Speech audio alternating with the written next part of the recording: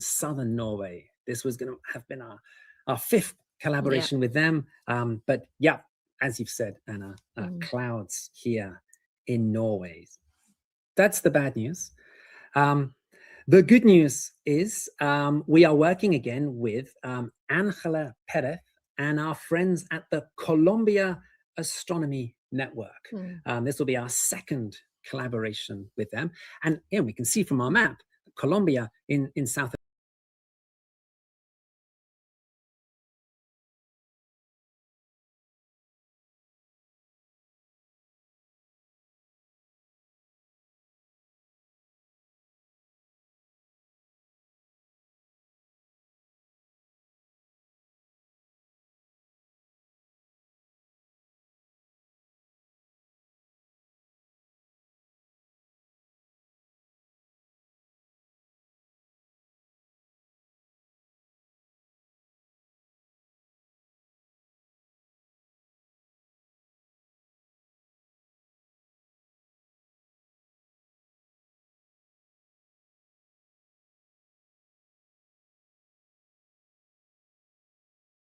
Tatacoa Desert of Colombia. We have Mario Vargas. He's at the Orion Interstellar Camp in Huila in Colombia. So 3 locations there. One of the nice things about having these different locations around the world, Anna, is that we're all looking at the same eclipse, but we're seeing things from a different perspective. So we are going to see that here, for example, our picture from Colombia, our picture from Spain, we're looking at the same eclipse, but the Earth's shadow is coming in, looks like it's coming in from a different angle, because we're seeing different orientations of the moon from different parts of the globe. See you here. I should say we've got our fingers crossed for Canada. On the east coast of Canada, we've got Chris Kerwin and Mike Powell. We've worked with them a couple of times before. They are co-hosts of the Sunday Night Astronomy Show. That's on Chris's Astronomy by the Bay Facebook page. They have they've had to do some eclipse chasing because they're looking at a lot of clouds in East Canada. So they're based in St. John, Canada, but they are looking to set up at a new location at Moncton, which is in New Brunswick, Canada. That's about a 135-kilometer relocation. That's about 85 miles. But they are searching for clear skies. Fingers crossed for Chris and Mike. Fingers crossed for that. Yeah, wishing them clear skies there. And finally, on the west coast of the United States, we have our good friend, Gary Hawkins, from the San Diego Astronomy Association. This is going to be our 8th collaboration. The one thing with San Diego, it's right there on the west coast of the United States. As we can see from our moonlight map, the moon hasn't quite risen there yet, but it will be rising soon. We've also got to wait for it to just get a little bit above the horizon so Gary can start to catch it with his telescope. Yes, coming up later. Fingers crossed for Gary too. Right, it's one of the any eclipse, you got to cross your fingers. Absolutely, absolutely. So yes, as you say, it's fingers crossed. But hopefully, Anna, we're here. We're here for another 4 hours. Yeah, we're hoping to get some clear skies. We are, and we're already looking at some clear skies. We're looking at Seville, Spain here. It's all already happening there. So excited about that. At least we've got one going for now. and that's the thing. Like, there's technical things that go wrong. There's clouds. There's all kinds of things that can happen. We know all about it. So we've been scrambling in behind the scenes here to make sure that we have some images for you. So we've got partial. It's coming up in just a few minutes, but we can already see that dark shadow of Earth is it's really starting to disappear on the left-hand side. So it's like I said, it's a very gradual, soft thing. So partial is coming very soon. Hopefully, we've got moonrise in San Diego soon too. We will see when Gary manages to catch that moon coming up over the horizon. We're still in for another almost 4 hours. We're going to walk you through this eclipse, through everything happening on the moon tonight. And next up, we're going to be talking with Thomas Buzia in Santiago, Chile, and we're going to be consoling him with the bad weather. So keep watching. We're here on timeanddate.com. You can go there and check all the details about this eclipse, and don't forget to hit subscribe on YouTube to not miss us next time.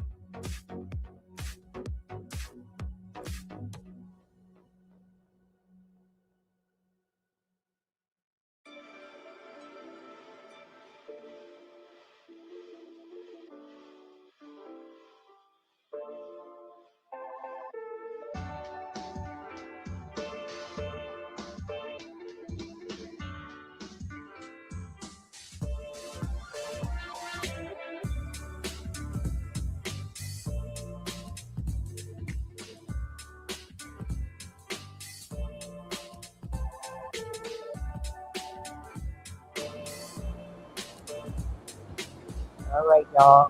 Still here. Special shout out to Tanya Lee for allowing us to watch this clip.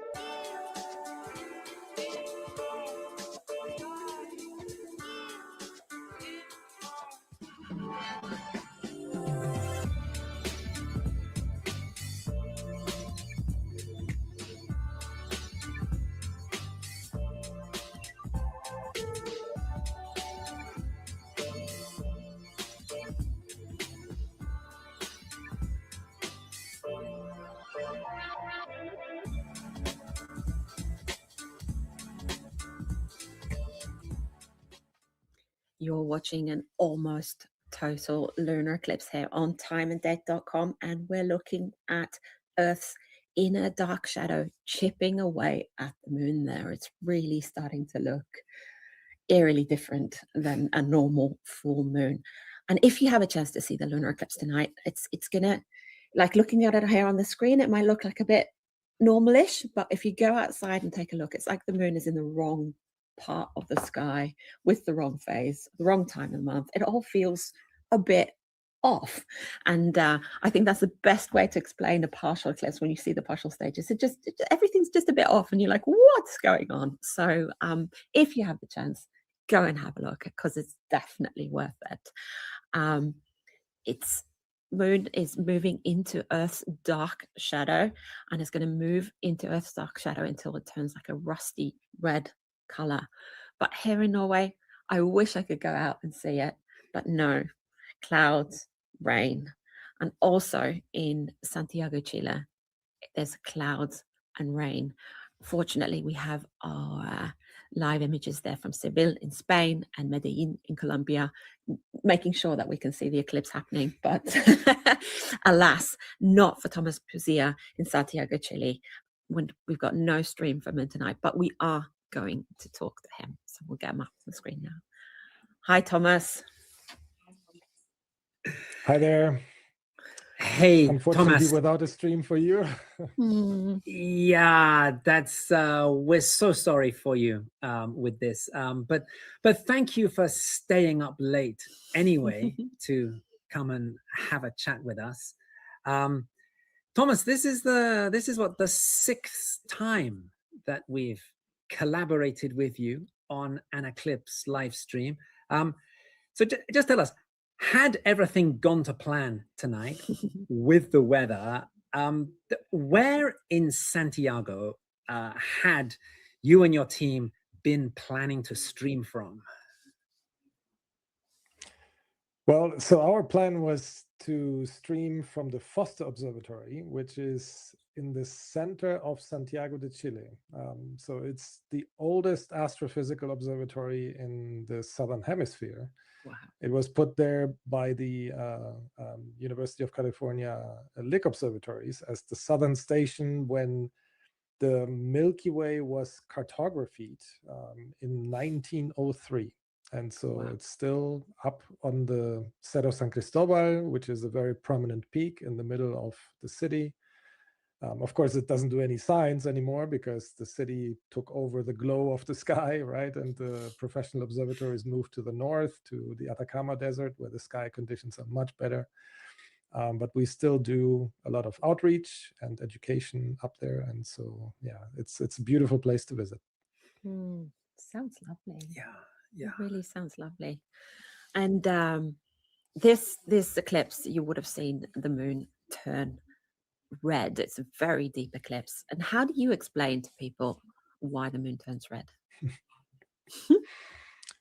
Yeah, so there is the nice way and there's the nerdy way, right? There's the poetic way, which is we like both. All the sunsets and sunrises, right, of planet Earth basically are visible from the surface of the moon, right? So I wish I could be at some point, standing on the moon and looking at the solar eclipse from the moon.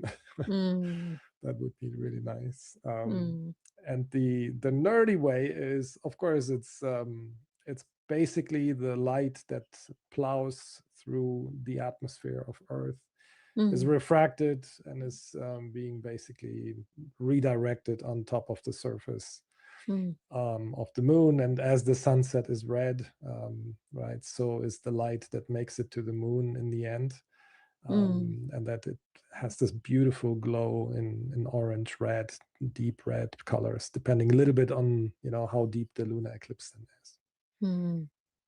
But we can't only see red on the moon. Sometimes we can see a bit of blue, like we saw in the lunar eclipse in March last year. You guys managed to catch the elusive turquoise band. Can you tell us a bit more about that? Sure, yeah. So this is kind of tricky to get, but it again depends a little bit on the depth of the eclipse, of the lunar eclipse. It has to do with absorption in the upper atmosphere. So there are different compounds in the atmosphere, right? So stratosphere, troposphere. The air basically gets thinner, and then different molecules are floating around and absorbing at different heights, different colors of the light. And so ozone is a very prominent molecule at like 20, 30 kilometers. And as you go higher in the atmosphere, the refraction is not as strong. And so the light that is basically seen on the edge of the shadow comes from these higher altitudes. And there you have a very prominent dip in like around 600 nanometers. And so that means you have a bizarre mix of colors, which is like deep blue cyan and orangish red, right? And so this mix, if you basically calculate and you forward model where the light goes, at the edge of the Earth's shadow, you see this beautiful cyan magenta transition into this deep red of the lunar, basically the Earth's shadow, the center of the eclipse. So this is really, it's a beautiful phenomenon. And this eclipse in particular is really perfect for taking pictures of this, since the band is very, you know, like extended on the edge of the moon. Wow. So for those of you who are lucky enough to see it, I feel so bad for you, Thomas. Yes. You to be able to the conditions are right to be able to catch the turquoise band tonight. Yeah, right. We really have our fingers crossed for that. So let's see what happens there. Thomas, it's a lot of fun talking to you about the moon and Earth and eclipses. But you know, regular time and date readers might also remember you from some stories we did last year about the interstellar comet 3I Atlas. So you and your colleagues were part of the big global effort to collect data about that comet. So just to recap on that, what is an interstellar comet, and what was our key takeaway from that visit last year?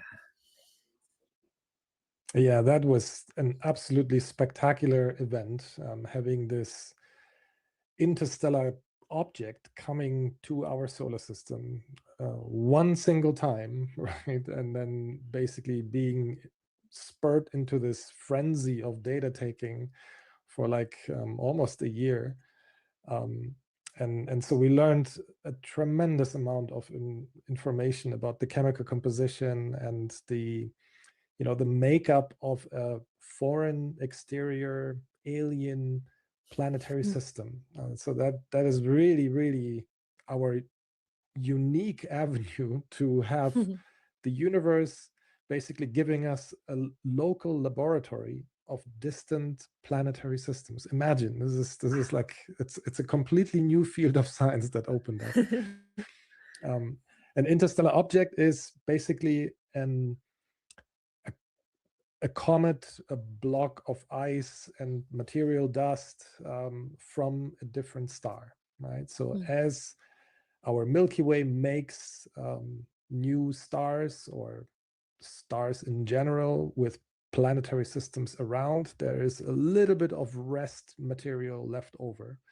And this leftover gets essentially kicked out by the dynamical interactions of the young planets as they move around the young star, and then scattered throughout the galaxy. And then they move around the galactic center for hundreds of millions to billions of years. And in this particular case, 3I Atlas, we think it's a very, very old object, meaning it's probably like 10, 12 billion years old. And during this journey, of course, its surface is processed by the environment, right? So all the chemistry, the chemical compounds that sit on the surface have a very particular makeup now. And then as this object travels through a nearby star, luckily it was our sun in this case, and we could observe it, it heats up, right? And so this heat releases the surface chemistry, but it also warms the interior and releases the interior, a little bit delayed. And so monitoring the chemical composition of the outgassing is really important. And it gives you insights not only into the surface history of how these objects actually get processed by the interstellar intergalactic medium, but also at the initial chemical mix, building blocks that the early protoplanetary disk was forming their planets. And so this is a tremendous laboratory. And we hope that 4I will come soon so we can get another sample of the Milky Way.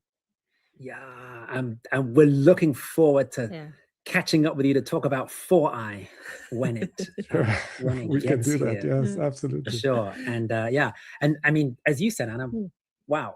Yeah, it is totally wow, and it's almost like mind-blowing wow. So it's just fascinating that we can do this kind of science on comets, and you can actually find comets in our night sky map on timeanddate.com. You can also see what the eclipse will look like. You can also see what other planets are hanging around the moon, and we know that Saturn is hanging around the moon tonight. So if you're lucky enough to be out looking at the night sky, you can look for Saturn as well, fairly close to the moon. It's getting closer. It'll have its closest approach on the 31st of August. So Saturn will be hanging around in the same direction. So on timeanddate.com, there our night sky tool. We still have lots and lots happening in this show. We're going to have the blood moon coming up, and we're going to let Thomas, I'm assuming you're going to relax, lean back and watch the moon turn red here on timeanddate.com, Thomas. I will absolutely do that. Yes, I will continue watching you guys. Really good. And the rest of you at home, please continue watching. Thank you, Thomas, for taking the time to talk to us tonight. And we will be back on your screens soon.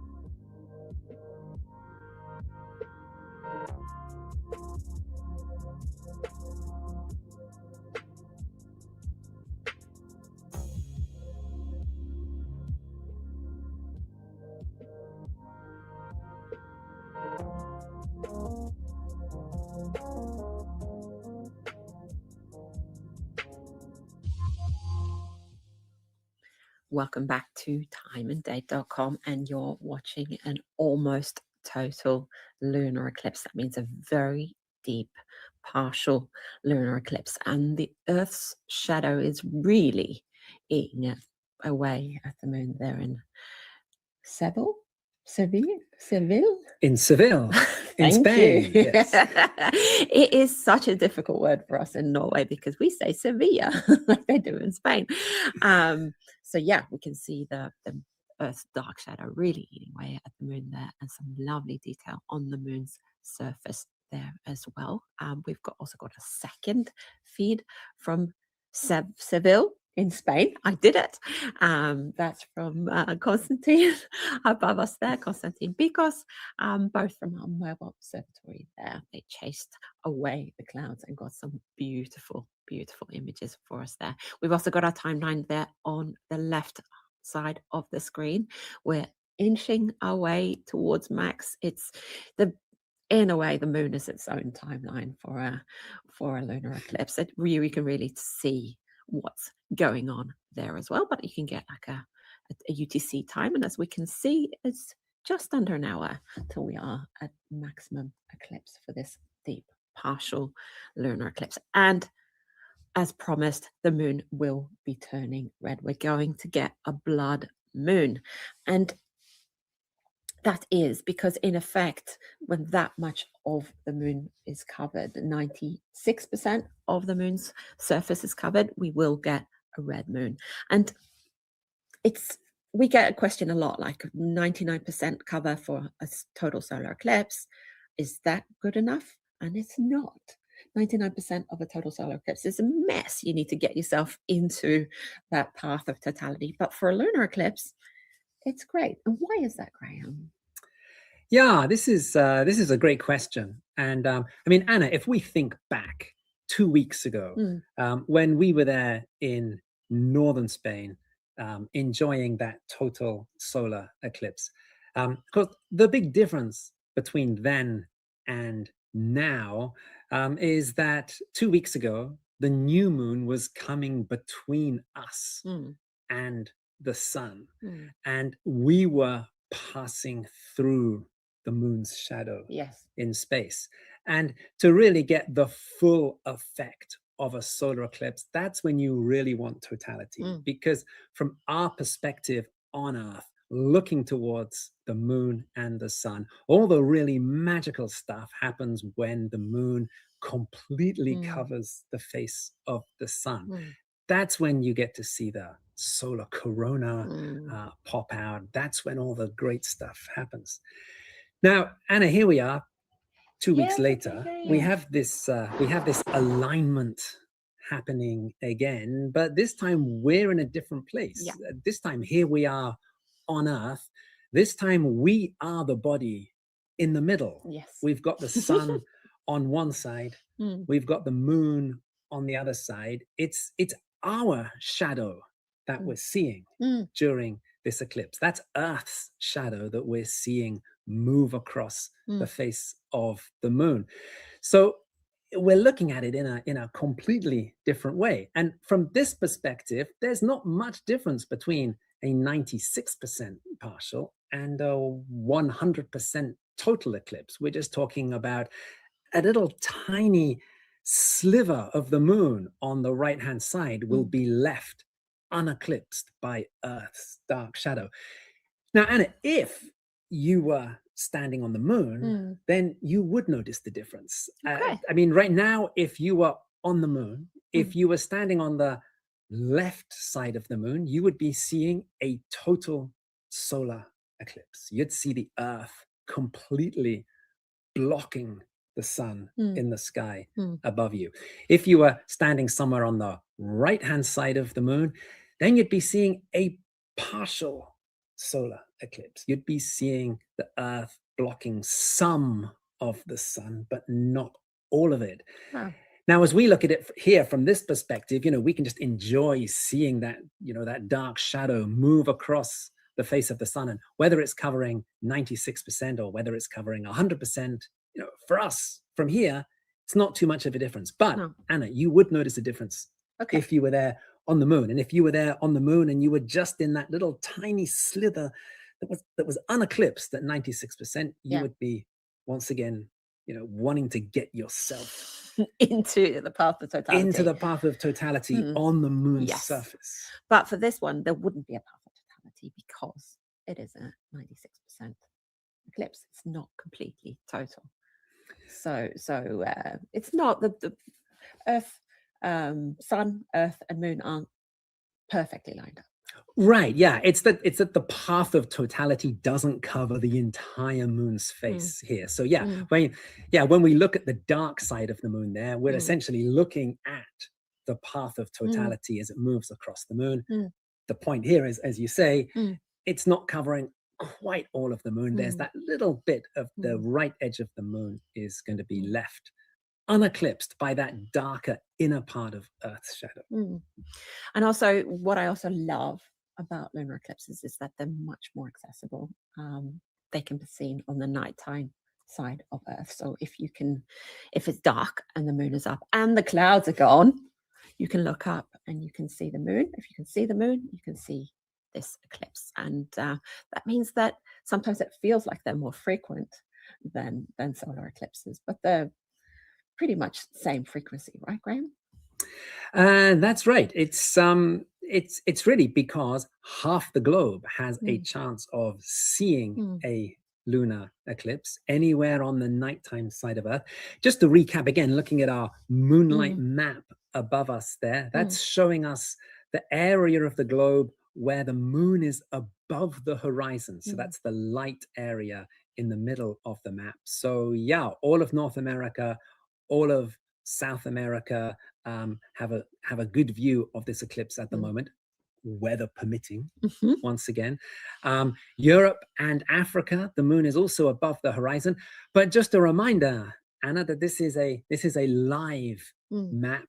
The Earth is rotating, and that light area on the map where the moon is visible, that light area is slowly shifting to the left. So in Africa, in Europe, we're heading towards moonset. We're heading towards dawn on Friday morning. In North America, it's moving further into the light area. That means we're moving into evening. We're moving into Thursday night, and the moon is climbing higher in the sky. By the way, Anna, we should also just say that we did see earlier some of our first pictures from North America, from Moncton in Canada. Yeah, we did. That was Chris Kerwin and Mike Powell. Managed to chase out the clouds. Yeah, well done to them for finding some clear skies. They've been doing some heroic relocation to bring us those. We also saw some lovely images from Medellin in Colombia. They are coming from Andres Torres. And also the moon has risen in San Diego. We can see that the west coast of the US is now in that light area of the map. And so we're hoping to bring images from San Diego very soon. Yeah, because the weather is okay there. Yes. As well. So here in Norway, if the weather was playing along and we'd had that clear weather we had last night, we were talking to local press here in Norway, and they were asking, how do we see this eclipse? And for those of you that are on the edge of the eclipse where the moon is setting and the sun is rising, it is good to go out now and have a look if you have clear weather, because it's going to be difficult to see the eclipse moon close to the horizon. It's going to be very close to the horizon, and it's much, much, much darker, as we can see here already, than a normal full moon in the sky. So if you're lucky enough, go out and have a look. You can come back here and hang out with us as well. But it is worth taking a look. And okay, we're talking about this red, but then Thomas also talked about this blue turquoise band, this blue band that goes that also we can see. And he told us that conditions are very, very good to see the turquoise band this eclipse. So tell us a little bit more about why and how and all the things. Thomas explained it, but you know, we need things a few more times to get it.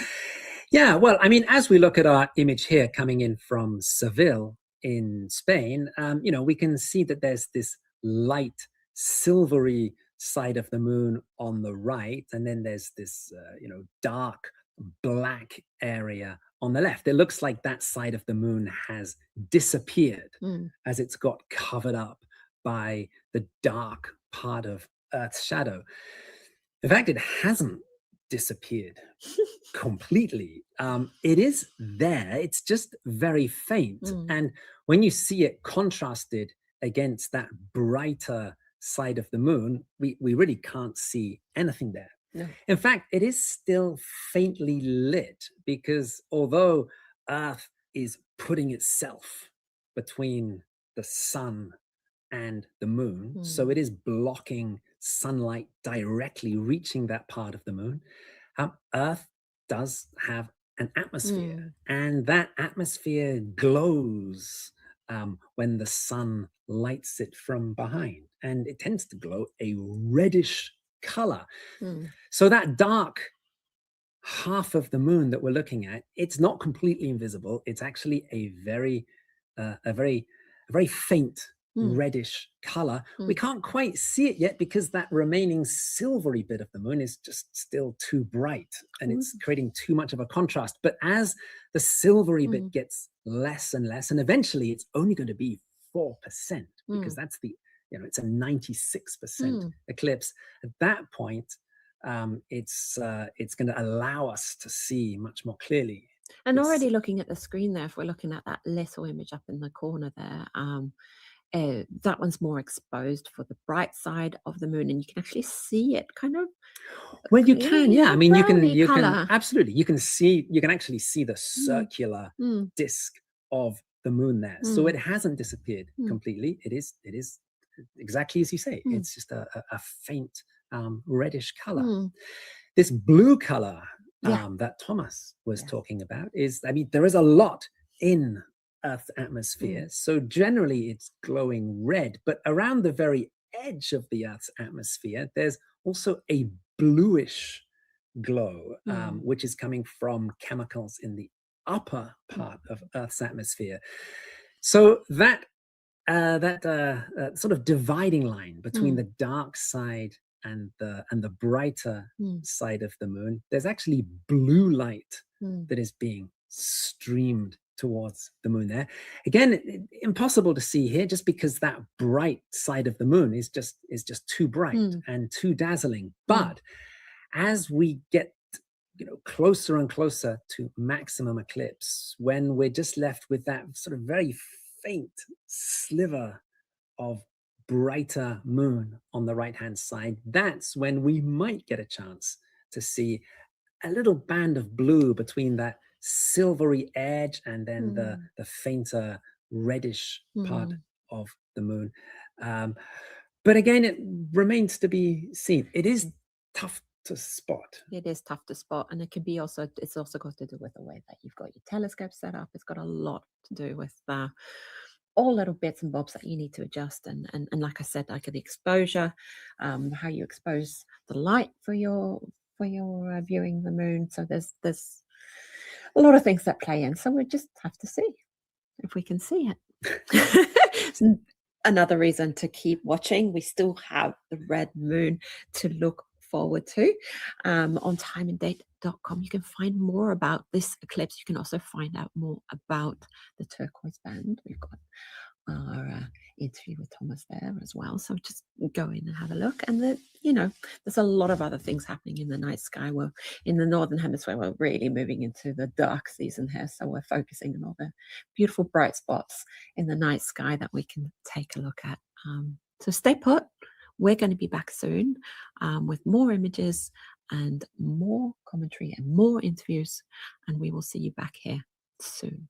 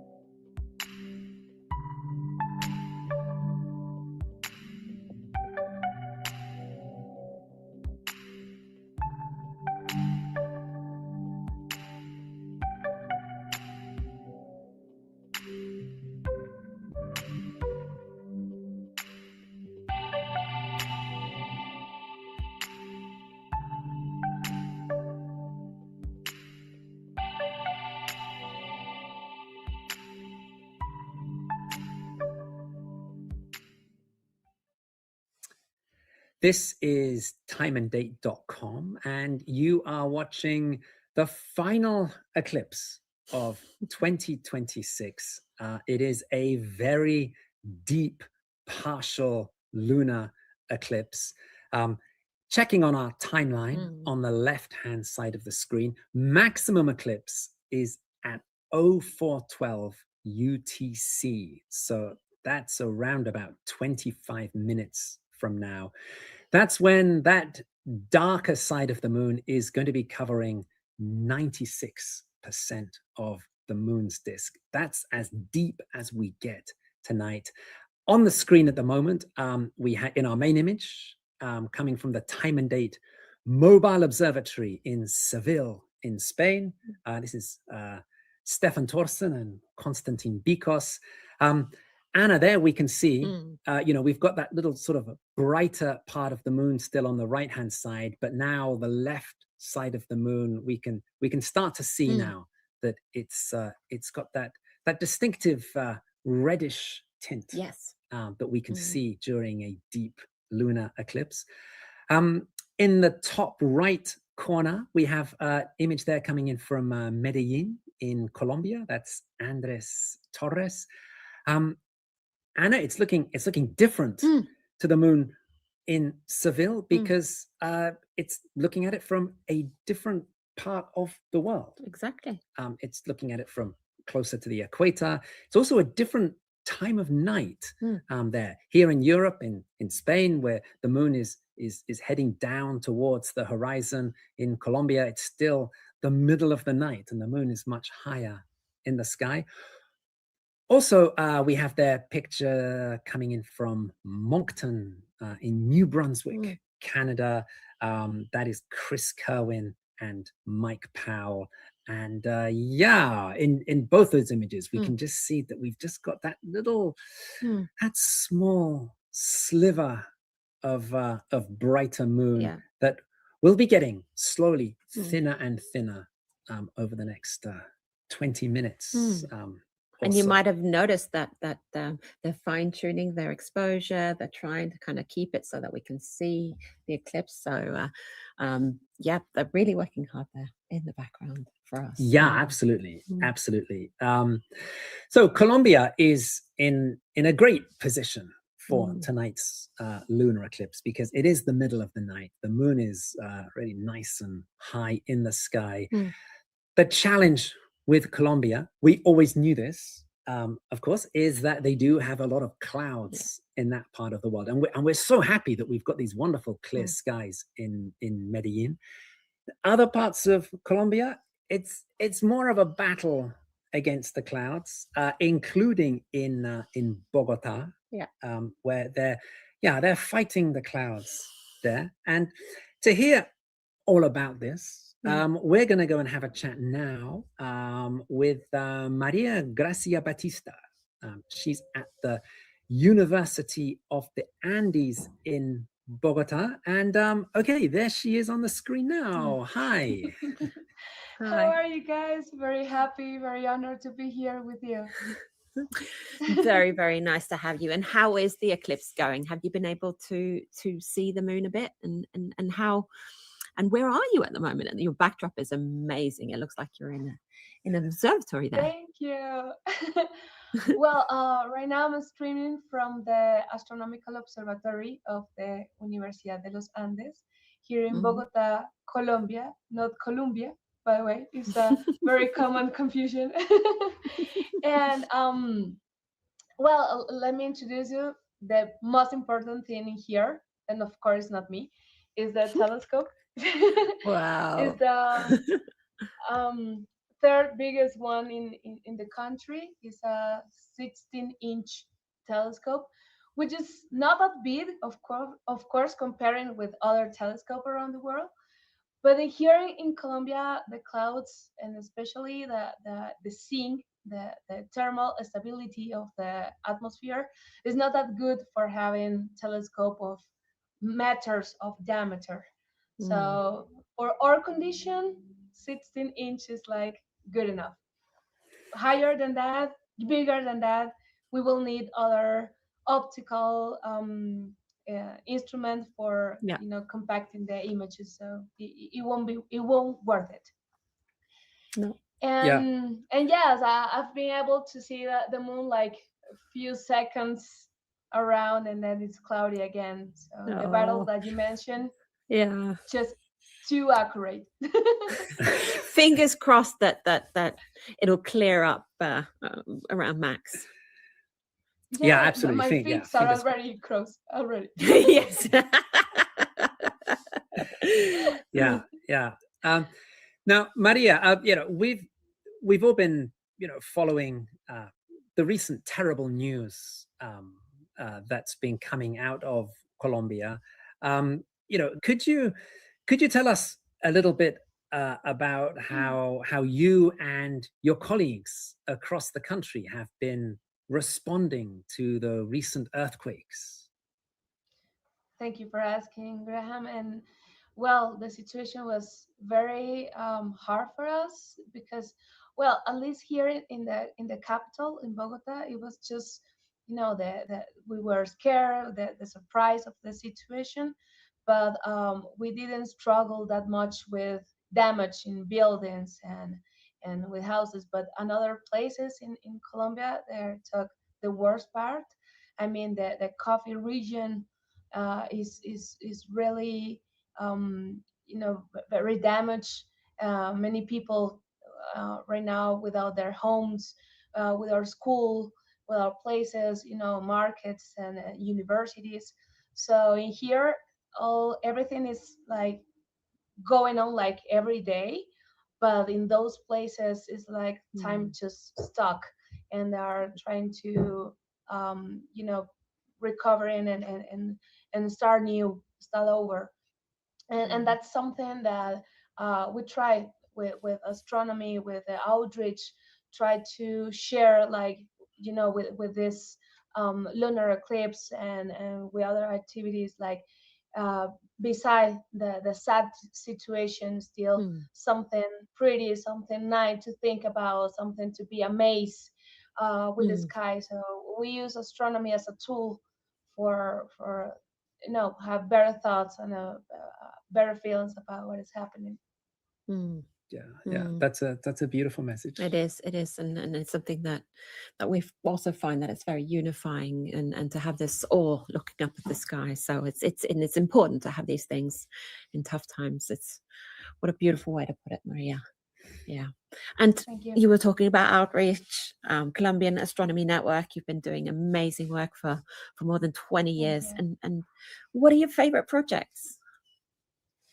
Well, I only have been part just half of that time, but still, in those 10 years, I'm very happy with how fast we have been growing, how strong the community have become, because we have been trying to focus to approach this outreach to work in the hand with the professors, with the teachers in different schools and university, try to settle new science clubs, so the students to get involved, because in here in Colombia, astronomy is not part of the main education program.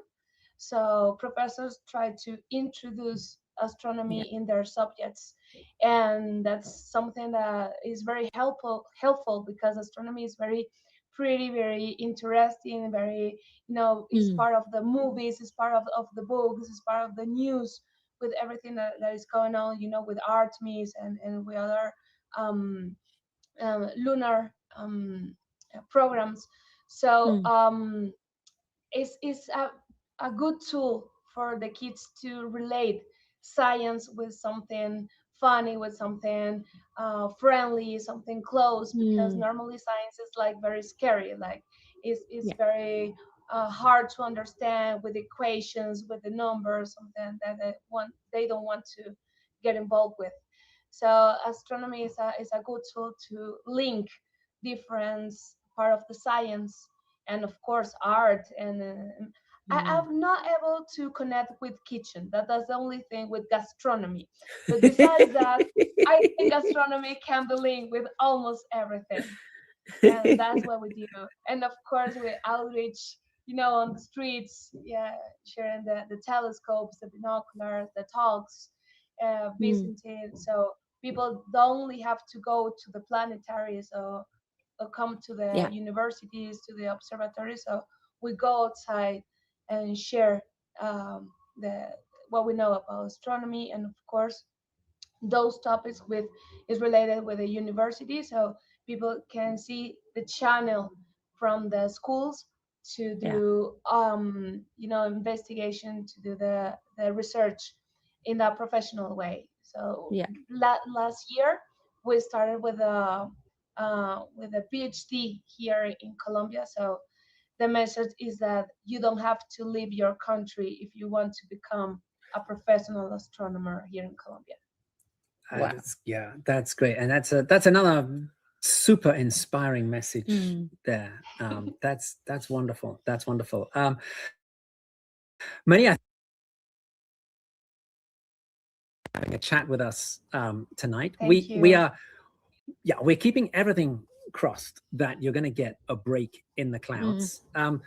We're about 15 minutes away from maximum eclipse, so that's roughly the halfway point in tonight's eclipse. It's roughly the halfway point in our broadcast. We still have another 2 hours to go. So Maria, we are determined that we're going to bring some of your telescope images to the screen Of course. before then. For now, we can see there, right, Moncton, Canada in the top right, Seville, Spain in the main image. We can see that, the moon is turning a kind of a very dull reddish color there. Anna, when we come back, we're going to be having a chat with Constantine Bikos, who is on the ground there in Seville, and he can tell us a little bit more about how the colors that he's seeing from on the ground there. But yeah, we still have 2 hours coming up, so don't go anywhere. Keep watching us. And Maria, thank you so much again for that great interview. Thank you, guys. And hey, we will be back soon.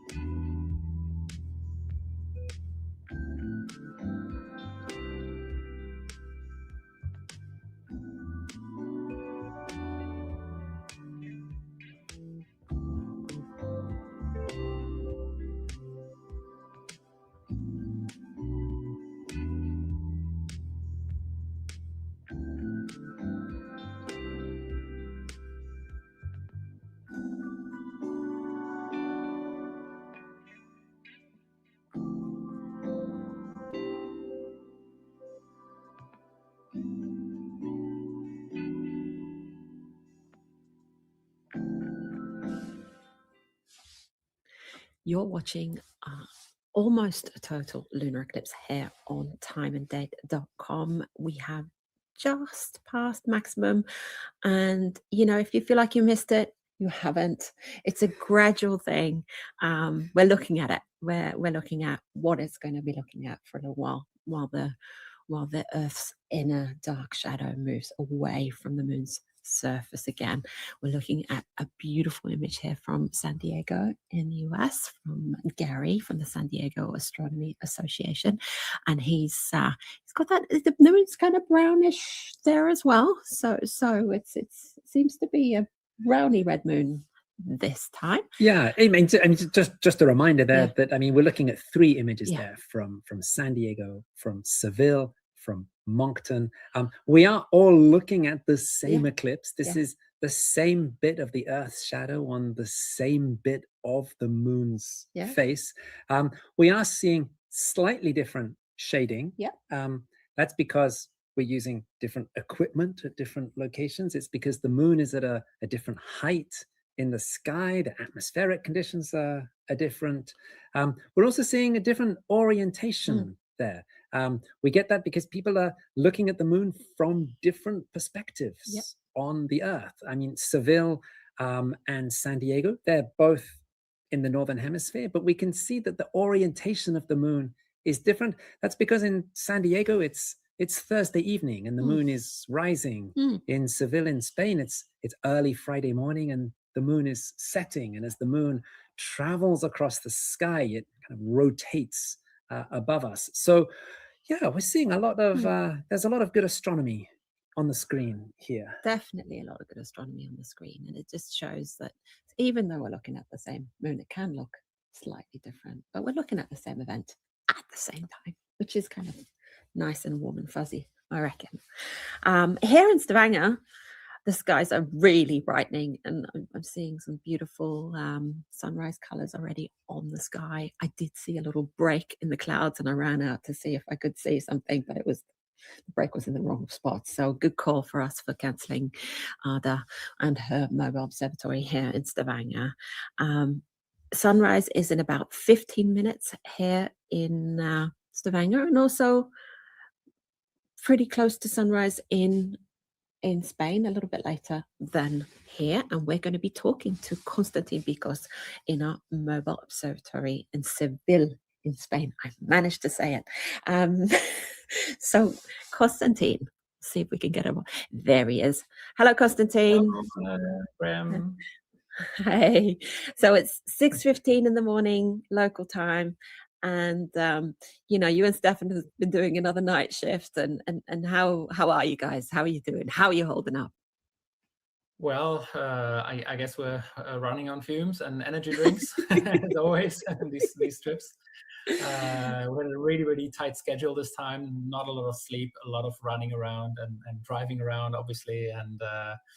Even now, we're struggling and fighting to get you those pictures. We had some trouble with connectivity to send you the pictures basically to the main studio. And there's always something to be done, and we're getting a little bit tired now as well. But it's a lot of fun.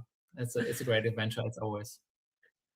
Yeah, I mean, you and Stefan have been on an epic eclipse chase in recent days. I mean, we normally associate eclipse chasing with a solar eclipse where you just have to get to the right bit of the globe to see it. I mean, a lunar eclipse, it's visible from anywhere on the nighttime side of Earth. So in theory, it should be a lot simpler to catch. But I mean, there are other factors at play, and yeah, you and Stefan have had a bit of a struggle with this one. Yes, lunar eclipses being easier is the theory. That's the operative word here. So I think here in Seville, in beautiful Andalusia, Spain, it's probably the only cloudless area in Western Europe at the moment. We really had a hard time this time finding that tiny gap in the clouds here in Europe. So what we normally do, when we plan these trips is we look at the data of the eclipse itself, obviously, where it is visible. We had to go as far west as possible in Europe without having to leave the continent, obviously, to be able to see the full eclipse before the moon sets. So that kind of limited us already a little bit. And then we looked at the Western Europe, the cloud cover that we have data on timeanddate.com, also for our users to see in the eclipse maps. You can see where it's most likely to be clear skies, and we all of that pointed to Portugal, which has not a lot of cloud cover normally, but yeah, the weather gods were against us this time, so we booked our flights to Portugal, but then it was clear from when the first reliable weather forecast started to tick in that it's not going to be the place to be, unfortunately. We would have liked to stream it from Portugal.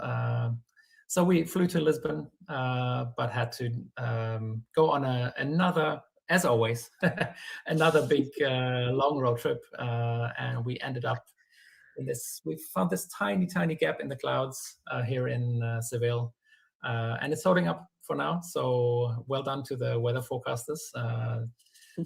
Yeah, it was reliable. But at the same time, the clouds are moving towards the east all the time, and lunar eclipse takes such a long time, so we had to find a place where the whole eclipse for several hours will be visible, and we're still hoping that the new cloud front doesn't move in before the end of the eclipse.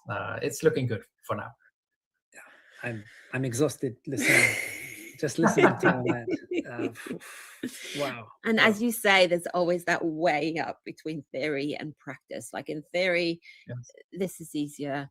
In practice, it's different. And in theory, you have an hour and a half ago or so until the moon sets. In practice, you know, it's going to get lighter. There might be something on the horizon. What is your in practice situation where you are? Yes, that's a good point.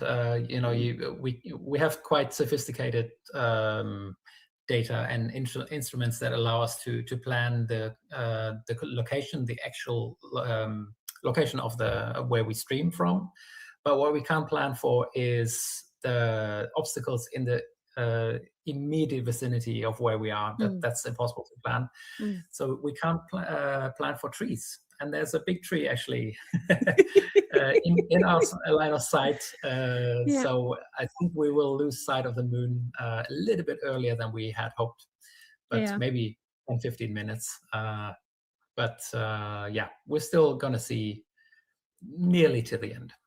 Oh, that's good. And another theory and practice thing is like the color of the moon, because we're looking at San Diego's moon here on the screen, and it's kind of brown, red, rusty, kind of almost not red, like it's very brown.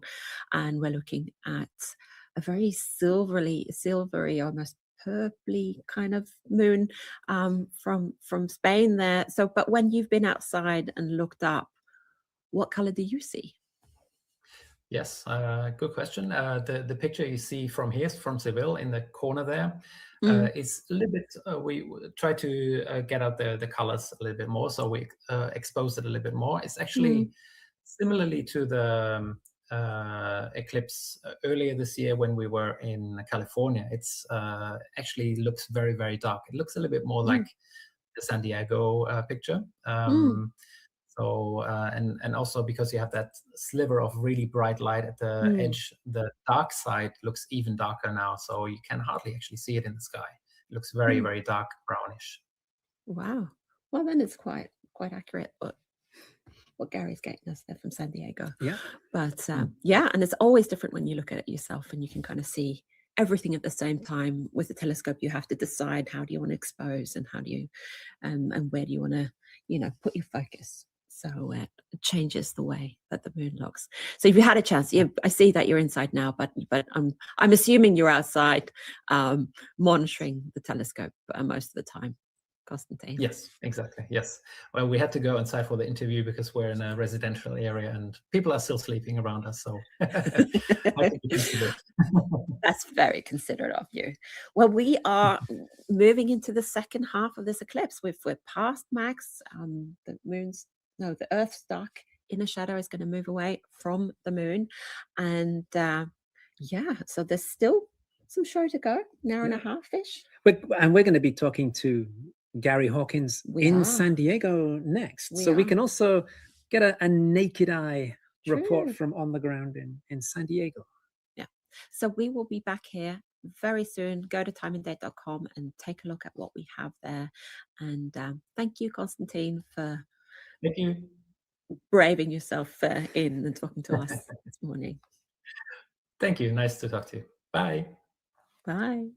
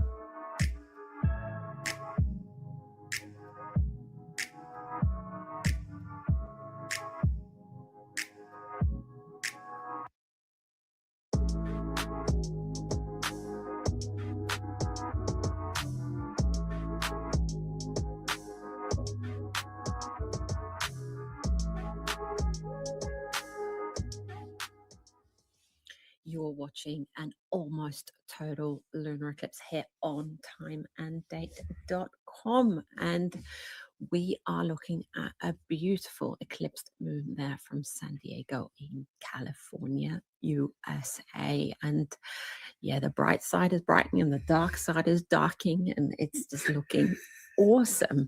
And we do have Gary Hawkins with us from San Diego. There he is, and he has been capturing these beautiful images of the eclipsed full moon for us. And it's evening time in San Diego, Gary, and you managed to enjoy a bit of moonrise. And how has the eclipse been looking from the ground in Southern California? Well, it's certainly the evening here. It's about 9:45. I'm sitting with my colleague, Dave Decker from the San Diego Astronomy Association. Dave is next to me. And this is kind of amusing, right? The telescope is about 25 feet away from where I am. But because of what I do these days in terms of science, I'm actually remoting into that scope. So I can't actually see the moon unless I get up, walk into the living room, and stare out through the door. So I'm only seeing what's on the screen at the moment. But when I have gone out, it's kind of fairly similar to what we're showing. There's a reddish hue on the dark side. We're kind of overexposing on the bright side at the moment. Oh no. Oh, I think we lost him. It looks like we've lost Gary in San Diego there. We'll just see if we can get him back. Yeah. This is a story of modern day astronomy here. He's not actually outside. No. Peering into a telescope eyepiece. He's inside running everything remotely, and then he's actually got to walk outside to go and see the moon. But interestingly, yeah, his report on how it was actually looking in the sky was sounding similar-ish to Konstantin's comments about how it was looking from on the ground in Spain. And you can really see that up in the corner there from Seville, Spain. You can see the red brownish side of the moon there, and then that bright sliver of normal full moon, you can say, when the Earth's shadow is moving off moon's surface. You can see there. Yeah. And there we've got Gary back. Gary, are you with us again? It appears so. We appear to get blocked in the video feed there for a couple of seconds. Excellent. Well, you're back, and that's great. And by the way, we were also oh, and he's gone. Oh, it's.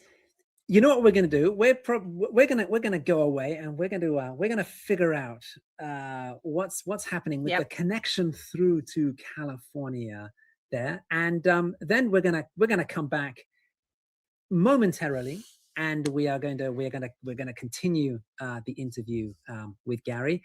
So we'll be back super shortly, and in the meantime, just enjoy that beautiful image of the moon from Gary's telescope in San Diego in the main screen, and we'll be back very shortly.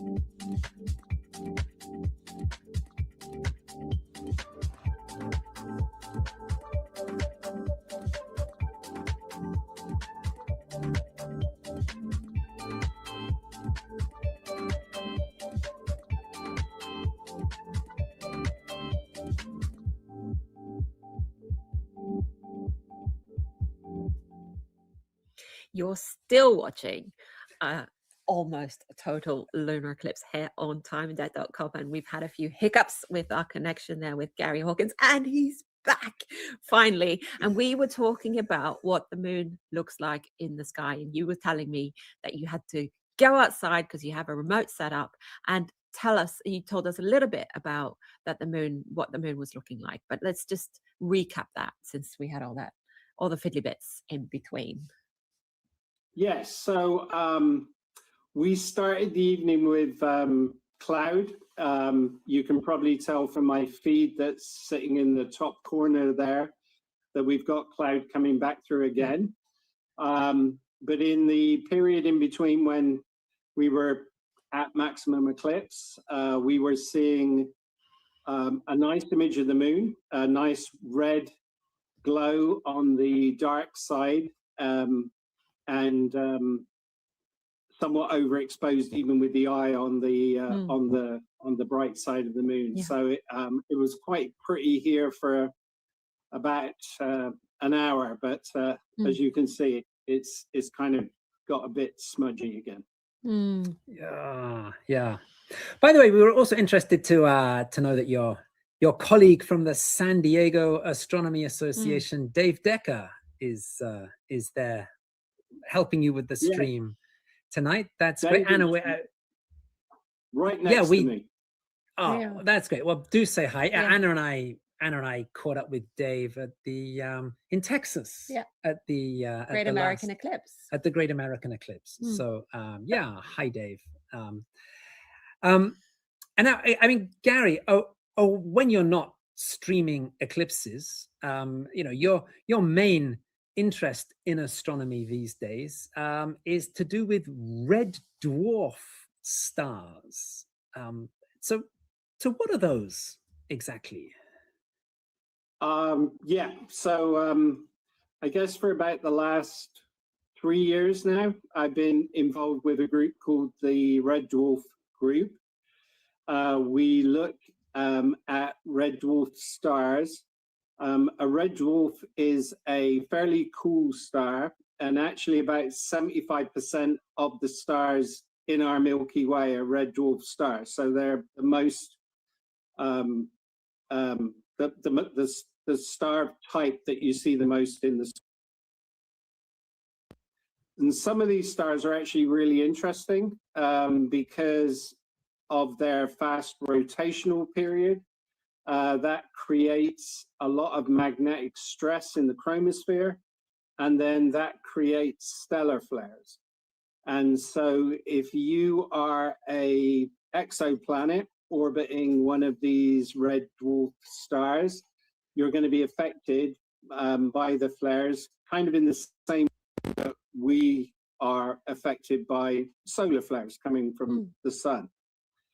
The big difference, though, is that the type of flare that we can see on a red dwarf star is significantly larger than anything that you will see coming from the sun. To give you an example, last year, so 2025, we probably viewed the largest ground-based, it was probably the observation of the largest ground-based flare for a flare star. And basically within the period of about 3 minutes, the star increased in brightness associated with the flare by 67 times. Wow. Now, if you were obviously on the Earth and, the sun suddenly increased in magnitude 67 times, I think it would be a pretty dramatic event. And that's what makes the study of this type of star really interesting, because if there are exoplanets, particularly if they sit within the Goldilocks zone, then there's obviously the possibility of life. And so we're, basically the studies are all about looking at how life might survive in that type of environment. Yeah. And the red dwarf group that you coordinate, this is a network of astronomers gathering data and observing these stars. Yeah, so the Red Dwarf Group was formed back in 2021 and initially run by Bob Buckheim. Bob ran the group for about 2 and a bit years. And then I took over and I've been running the group since then. We have about, at any given point in time, probably about 20 active members, mainly observing from the US and Europe. We do actually have one observer at the moment who's got a remote site down in Chile. And we spend hundreds of hours of observing time looking at these red dwarf stars, and in particular two. This time of year, our favorite star is a star called EV Lactera, more commonly known as EV Lac. And then in the winter period, we tend to look at a star called AD Leo. These are both very active flare stars. And to give you an example, my observatory actually runs completely autonomously. The observatory opens up when it gets dark. It will be on that star all night, probably imaging at about once every 30 seconds. We collect thousands of images over that period of time and then do the analysis to see if we, picked up flares. And then we might have 10, 15 scopes doing that, across the US and European theaters at any given time. We're mainly an amateur group, but we are actually also working with the University of Colorado at the moment and Rice University. We've worked with Arizona State University in the past, and we definitely like to take the opportunity to work with, some of our colleagues in the academic space as well, because obviously they can bring a lot of knowledge to the table, particularly on the physical aspects of what we're actually observing. Yeah. And one of the reasons I think that, our project is kind of interesting is the academic observers, they can't dedicate hundreds and hundreds of hours of observing time to look at these stars. They will look at the stars for a couple of nights and hope that they capture something interesting. There are, of course, space-based telescopes such as TESS that will look at these stars for 27-day periods, and they'll collect data in for that 27 days, which is a lot of data, but it's still a small block. Whereas we're able to collect data for, over multiple years. And that allows us to look at things like, do these flare stars exhibit similar sunspot cycles to what we see on the sun? Are there minimum and maximum? And so that requires long-term study. So yeah, it's a fascinating project. If anybody is out there listening and they want to get involved in the citizen science side, look up the Red Dwarf Group, particularly through the AAVSO, which is the American Association of Variable Star Observers, and get in contact with me, and we'll be happy to have you on board. Well, that's a great message to put out, and and that is fascinating work. And Anna, it is amazing. Astronomy is one of those branches of science where the amateur sector does such amazing work and makes such important contributions to the field. And I do think that eclipses do the same, like especially a solar eclipse we had a couple of weeks ago. I can imagine reaching a whole new audience of young, aspiring astronomers getting excited about what's happening in the sky. And I've been super excited about this eclipse season. It's really fun to have one where you can get a total solar eclipse and such a deep lunar eclipse as this, having two very good eclipses in the same season. And I'm also super excited about eclipses to come in the next couple of years. We're in a run of solar eclipses at the moment. We've got an annular eclipse and a total solar next year, and it goes on. And you can check out all those eclipses on timeanddate.com. You can go in and see eclipses way into the future, like way past my lifespan at least. We're also going to talk a little bit about upcoming eclipses when we get back. Thank you so much, Gary, for hooking up with us and telling us all about the moon and about the red dwarfs. And we will be back soon. Yeah, so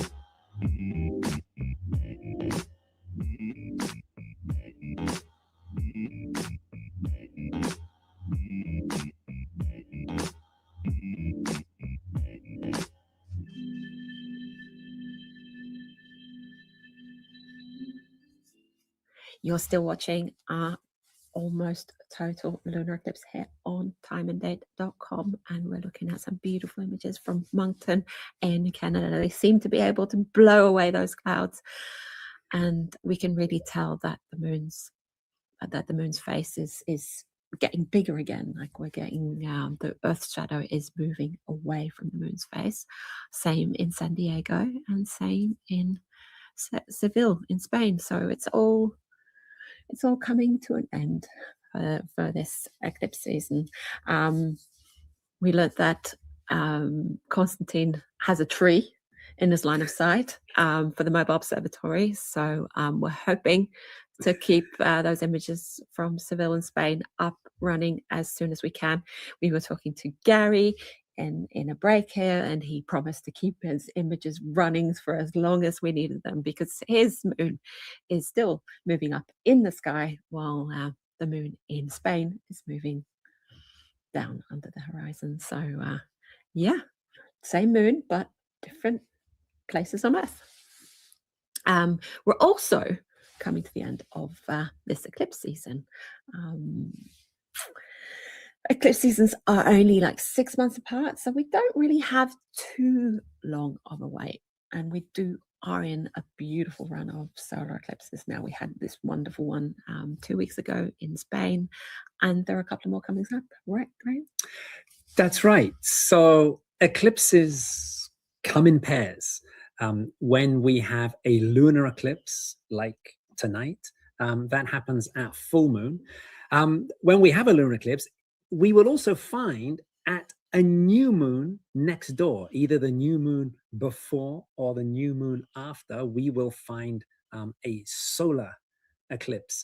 And as you say, Anna, this happens roughly 6 months apart. So roughly speaking, we have a couple of these eclipse pairs per year. And interestingly, that we see a shift in the balance of how the Earth, Moon, and Sun align. So if we have a really good solar eclipse, it tends to give us a not quite perfect lunar eclipse, a partial eclipse or a penumbral eclipse. Likewise, if we have a really a perfect long total lunar eclipse, that normally gives us just a partial solar eclipse somewhere on the globe. And yeah, we see that the balance kind of slowly shifts over a couple of years. And we are entering a couple of years where we do have a really good run of solar eclipses, accompanied by not such deep lunar eclipses. So coming up 6 months from now, we have an annular solar eclipse. An annular solar eclipse is where the moon is a little bit further away from Earth. And so it's a little bit smaller in the sky. It's not big enough to cover the sun completely. So we're left with this sort of bright ring of sunlight around the dark moon. We have that on February 6th next year. The path of annularity, where you can see this ring of fire, as it's called, that is going to sweep across the southern bit of South America and then go across the Atlantic and just reach the west coast of Africa. Our good friend in Chile, Thomas Puzia, at the Institute of Astrophysics at PUC, there is, we're hoping he's going to be able to put together an expedition. He's already getting excited about that, so we're putting the pressure on so that Thomas can put together an expedition so he can catch the eclipse for us from Chile. Exactly right. 6 months after that, on August 2nd, off to Spain. We're off to Spain again. This is another total solar eclipse. Here, the path of totality, it crosses the very southern tip of Spain, the northern bit of Morocco and North Africa. It then goes across Egypt and includes 6.5 minutes of totality near Luxor in Egypt. And really one of the big total solar eclipses of the century. 6 months after that, going into 2028, we have another annular solar eclipse on January 26th. Here, the path of annularity, it goes across the northern bit of South America, and then it goes across the Atlantic, and it just reaches Europe, Spain again, that it just reaches before sunset, and the path of annularity comes to an end. And then 6 months after that, July 22nd in 2028, another total solar eclipse. This one is it's a big Australia and New Zealand show. The path of annularity going across Australia, including the city of Sydney, Australia, and then across to New Zealand, where the city of Dunedin will see totality. And for that one, we're going to be teaming up again with our old friend Matt Woods at Perth Observatory in Australia. And he's been working with us, I don't know how many times now. So, but he's lining himself up there, right up with the eclipses, and we've got Matt right up there with the eclipses as well. And speaking of Matt, there's going to be a lunar eclipse after this run of solar eclipses. The balance is going to shift again just a little bit, and on New Year's Eve, we call it the New Year's blood moon already, in December 31st, 2028, there's going to be a big lunar eclipse again. And it's going to be seen in Europe, Asia, Africa, and Australia. We have Matt Woods lined up for that as well. So lots and lots and lots of fun eclipses to come. And it sounds really far away and into the future, but suddenly they're there. Like, it just happens so quickly. And we are nearing the end of this eclipse, and that's why I like to comfort myself with all these other eclipses coming up. But as mentioned, Time and Date has all you need to know about eclipses coming up on our website. So go to timeanddate.com and take a look. And make sure you hit the subscribe button so you get all these events live from Graham and I here at the Time of Date studio, either out in the field or here in Stavanger HQ. And don't go anywhere yet, because we're going to pop up on your screen once more before the Earth's shadow has left the moon's surface. So we will see you soon.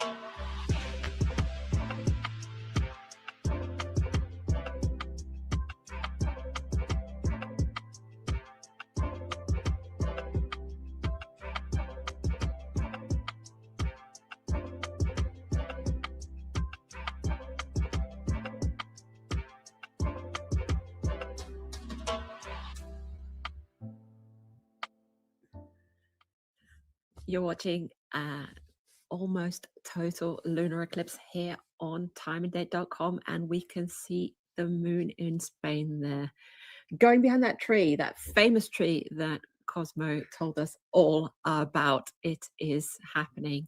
The tree that was in line of sight. These are the practical issues that you meet when you're live streaming any eclipse. There's you have to think about connection, you have to think about cloud cover, and then you have to predict where it's going to be good weather, and then you don't know, and you have to drive to it. So there's a lot of things going on, and now we can see that tree in the line of sight. So well done, Stefan Thorsen and Konstantin Bikos, for getting us these beautiful, beautiful images of the lunar eclipse. This is a great moon set. Yes, moon setting into the tree. Bad luck to Ada Opperhaus. She was supposed to be jotting about here in the Stavanger area, getting the eclipse from here near Stavanger and our Time and Date HQ. But speaking of Time and Date HQ, well done to the team in the room behind us. They have been working hard. We have had lots of issues tonight. I want to thank Arjen Rexai, Daniel Leland, Andy Ardner, Renate Møland-Hus, Ine Marie Thorsen, Sarah Kornberg, Ellie Elliott, Anja Smith, and Adalbert Michelik. It's been a ride, this show. We said we were in for an easy one. Lunar eclipses are slow, but there's always stuff happening and stuff going wrong during lunar eclipses and solar eclipses. So yeah, but we've also got lots of partners to thank. Yes. So I mean, firstly, Anna, the feeds that we didn't see tonight because of clouds and because of rain.